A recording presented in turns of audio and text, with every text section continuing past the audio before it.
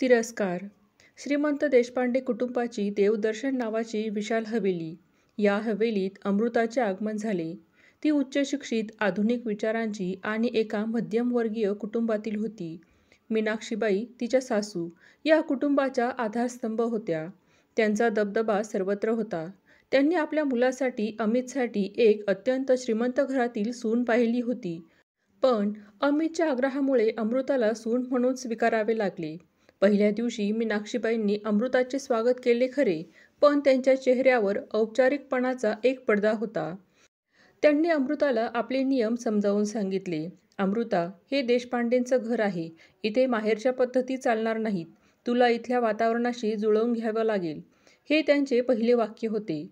अमृताने नम्रपणे मान डोलावली, पण तिला जाणवले की हे घर सोन्याच्या पिंजऱ्यासारखं आहे आणि मीनाक्षीबाईंना तिचा बाह्य श्रीमंती नसलेला इतिहास खुपत होता. मीनाक्षीबाईंना वाटले की अमृता पदवीधर असली तरी घरकामात कच्ची असेल, पण अमृताने पहिल्याच दिवशी त्यांच्या अपेक्षा मोडून काढल्या. तिने अप्रतिम स्वयंपाक केला आणि तो अमितला खूप आवडला. हीच गोष्ट मीनाक्षीबाईंच्या असूयेला खतपाणी घालणारी ठरली. त्यांनी अमृतावर टीकास्त्र सोडायला सुरुवात केली. "भाजी चांगली झाली, पण माझ्या हातच्या चवीची सर नाही." किंवा "पोळ्यांचा रंग चांगला आहे, पण अशा जाड पोळ्या आमच्या घरात कोणी खात नाही." अमृता स्वयंपाकघरात काही करायला गेली की मीनाक्षीबाई लगेच तिथे हजर होत आणि आपले वर्चस्व दाखवत. अमृताला स्वयंपाकघरातील हे राजकारण खूप त्रासदायक वाटू लागले. प्रत्येक कृतीवर टीका ऐकून तिच्या मनात मीनाक्षीबाईंबद्दलची नाराजी आणि विरोध निर्माण झाला. सासू-सून यांच्यातील वाद आता अमितच्या कानावर जाऊ लागली. अमित एक व्यावसायिक असला तरी आईच्या शब्दावर त्याचा खूप विश्वास होता. जेव्हा अमृता मीनाक्षीबाईंच्या त्रासाबद्दल त्याला सांगायची, तेव्हा अमित अनेकदा तिची बाजू ऐकून घेण्याऐवजी तटस्थ राहायचा. "आईने काहीतरी सांगितले असेल तर त्यात काहीतरी तथ्य असेल ना? किंवा तू आईच्या शब्दांचा उगाच बाऊ करतेस," असे बोलून तो विषय संपवून टाकत असे. अमितच्या या भूमिकेमुळे अमृताला प्रचंड एकाकीपणा वाटू लागला. तिला वाटले की मीनाक्षीबाईंच्या विरोधात अमित तिचा आधार बनू शकत नाही. तिचा सर्वात मोठा आधारच डगमगल्यामुळे तिचा मीनाक्षीबाईंवरील तिरस्कार अधिकच कठोर झाला. तिला जाणवले की हा संघर्ष तिला एकटीलाच करावा लागणार आहे.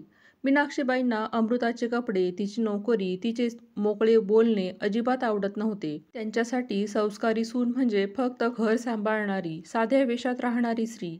अमृता जेव्हा ऑफिससाठी तयार व्हायची तेव्हा मीनाक्षीबाई लगेच टिप्पणी करायच्या, "तुम्ही आजकालच्या मुली, घरात लक्ष नाही आणि बाहेर फॅशन करायची सवय." एका कौटुंबिक समारंभात अमृताने आधुनिक डिझायनर साडी नेसली, तेव्हा मीनाक्षीबाईंनी जाहीरपणे तिला टोमणा मारला, "हे काय अमृता, तू आमच्या कुटुंबाची प्रतिष्ठा विसरलीस वाटतं. आपल्या समाजात साध्या वेशाला महत्त्व आहे." या जाहीर अपमानामुळे अमृता अत्यंत दुखावली. मीनाक्षीबाई केवळ वैयक्तिक टीका करत नव्हत्या, तर तिच्या अस्तित्वालाच आव्हान देत होत्या, ज्यामुळे अमृताच्या मनात तिरस्काराची भावना अधिक तीव्र झाली. मीनाक्षीबाईंनी आता बाहेरच्या जगातही अमृताची प्रतिमा खराब करायला सुरुवात केली. त्या नातलगांमध्ये आणि मित्रमंडळींमध्ये अमृताला खोटी ठरवत असत. ती घरात कुणाला जुमानत नाही, तिला देशपांडेंच्या घराचा मान ठेवायचा नाही, अशा गोष्टी सांगून त्यांनी अमृताला एक बंडखोर आणि घमंडी सून म्हणून चित्रित केले. एकदा एका मोठ्या सोहळ्यात अमृताबाईंनी एका प्रतिष्ठित पाहुण्यांसमोर अमृताला टोमणा मारला. हिच्या माहेरून तिला काही शिकायला मिळाले नाही, म्हणून हिला सगळं नव्याने शिकावं लागते. हे ऐकून अमृताचे डोळे पाणावले. तिच्या मनात मीनाक्षीबाईंबद्दलचा तिरस्कार आता द्वेषाच्या पातळीवर पोहोचला. तिला वाटले की मीनाक्षीबाई तिचे आयुष्य उद्ध्वस्त करत आहे. अमृता एका मोठ्या कंपनीत उच्च पदावर कार्यरत होती. मीनाक्षीबाईंना तिचे हे यश अजिबात सहन होत नव्हते. त्यांना वाटायचे की देशपांडेंच्या सुनेने नोकरी करू नये, त्यामुळे त्या जाणून-बुजून अमृताच्या कामात अडथळा निर्माण करत. एका महत्त्वाच्या बैठकीच्या दिवशी मीनाक्षीबाईंनी अमृताच्या ऑफिसच्या लॅपटॉपवर चहा सांडला. "अरे देवा, मला वाटले नव्हते की इथे लॅपटॉप ठेवला आहे," असं बोलून त्यांनी हात झटकले. लॅपटॉप खराब झाल्यामुळे अमृताला त्या बैठकीत मोठे नुकसान सोसावे लागले. या घटनेने अमृता पूर्णपणे हादरली. हा केवळ अपघात नव्हता, तर मीनाक्षीबाईंनी केलेला जाणून-बुजूनचा हल्ला होता, हे तिला कळून चुकले. सततचा त्रास आणि कटकारस्थानांना कंटाळून अमृताने आता माघार न घेण्याचा निर्णय घेतला. तिने आपल्या शांत स्वभावाचा त्याग केला आणि मीनाक्षीबाईंना त्यांच्याच भाषेत उत्तर देण्यास सुरुवात केली. एकदा मीनाक्षीबाईंनी अमृताच्या माहेरबद्दल अपमानास्पद बोलले, तेव्हा अमृताने ठामपणे उत्तर दिले, मीनाक्षीबाई, माझ्या माहेरचे संस्कार तुम्ही ठरवू शकत नाही. मी तुमच्या चुकीच्या वागण्याबद्दल आजपर्यंत शांत होते, पण यापुढे मी माझा अपमान सहन करणार नाही. तुम्ही आमच्या नात्यात फक्त तिरस्काराची भिंत उभी करत आहात. यावर दोघींमध्ये मोठे शाब्दिक युद्ध झाले. घरात कमालीचा तणाव निर्माण झाला. अमित दोन्ही बाजूला शांत करण्याचा प्रयत्न करत होता, पण आता त्याची परिस्थिती त्याच्याही नियंत्रणाबाहेर गेली होती. घरातील वाढता तणाव पाहून नरेंद्रराव, अमृताचे सासरे, यांनी हस्तक्षेप करावा लागला. ते मीनाक्षीबाईंना समजावण्यासाठी गेले. मीनाक्षी, तू अमृताला का इतका त्रास देत आहेस? ती चांगली सून आहे, असे त्यांनी विचारले. तेव्हा मीनाक्षीबाईंच्या डोळ्यात अश्रू तरळले आणि त्यांनी एक वेदनादायक सत्य सांगितले. मला भीती वाटते. मला वाटते की माझा मुलगा माझ्यापासून दूर जाईल. जसे तुम्ही तुमच्या कामात व्यस्त राहिलात आणि मी एकटे पडले. अमृता आल्यापासून अमितचे लक्ष माझ्याकडे नाही. मला या घरातले महत्त्व गमावण्याची भीती वाटत आहे. मीनाक्षीबाईंचा तिरस्कार हा असुरक्षिततेतून आणि एकटेपणातून आला होता, हे अमृतालाही अप्रत्यक्षपणे कळले. पण इतक्या मोठ्या त्रासानंतर सहानुभूती दाखवणे हे तिला शक्य नव्हते. एक दिवस अमित आणि अमृतामध्ये मीनाक्षीबाईंच्या वागणुकीवरून मोठा वाद झाला. तुला फक्त आईचा पक्ष घ्यायचा आहे. तू माझ्या दुःखाकडे दुर्लक्ष करतोस, अमृता अमितवर ओरडली. अमितनेही रागात म्हटलं, तू माझ्या आईचा तिरस्कार करतेस आणि मी हे सहन करू शकत नाही. या वादाने दोघेही खचले. त्याचवेळी मीनाक्षीबाईंनी त्यांच्या खोलीतून हे सर्व ऐकले. त्यांना जाणवले की त्यांच्या असूयेच्या आगीने आपला मुलगा आणि सुनेचे नातेच नाही, तर त्यांचे स्वतःचे भविष्यही जाळून टाकले आहे. तिरस्काराने केवळ दुसऱ्यालाच नाही तर स्वतःलाही दुखावले जाते, हे कटू सत्य त्यांच्यासमोर आले. मीनाक्षीबाई आणि अमृता यांच्यातील संबंध पूर्ववत होणे अशक्य झाले होते. अमितने अत्यंत दुःखी मनाने आणि कठोर विचार करून वेगळे राहण्याचा निर्णय घेतला. त्याने अमृतासाठी दुसऱ्या शहरात एक छोटे घर घेतले आणि तो अमृतासोबत राहू लागला.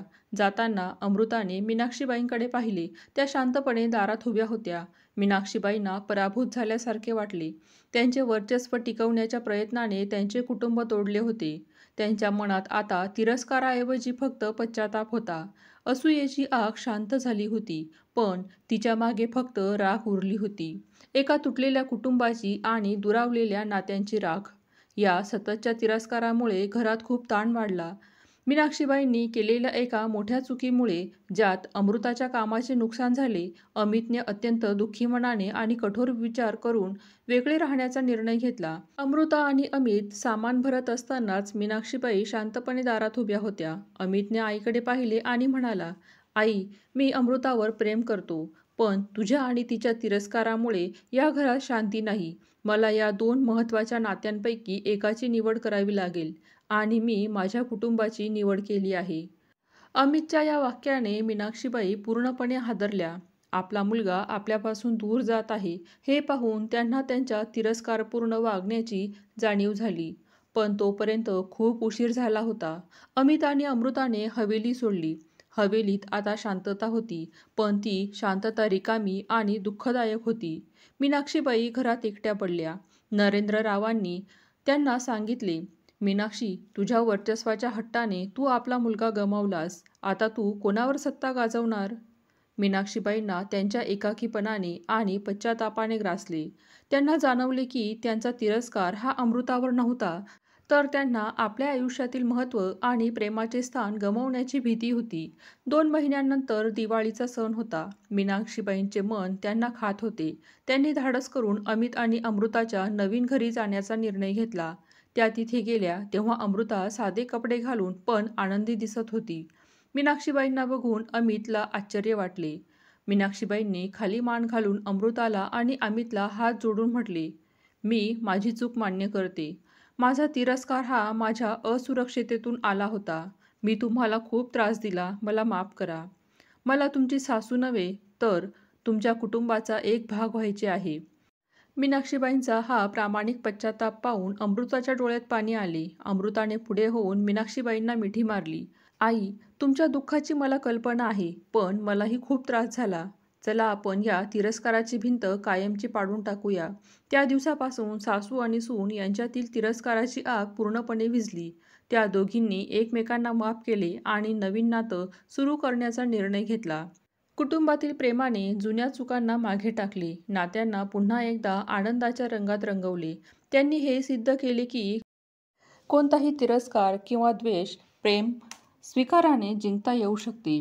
नातेसंबंधात तिरस्काराची आग लागली तर फक्त शेवटी राख उरते.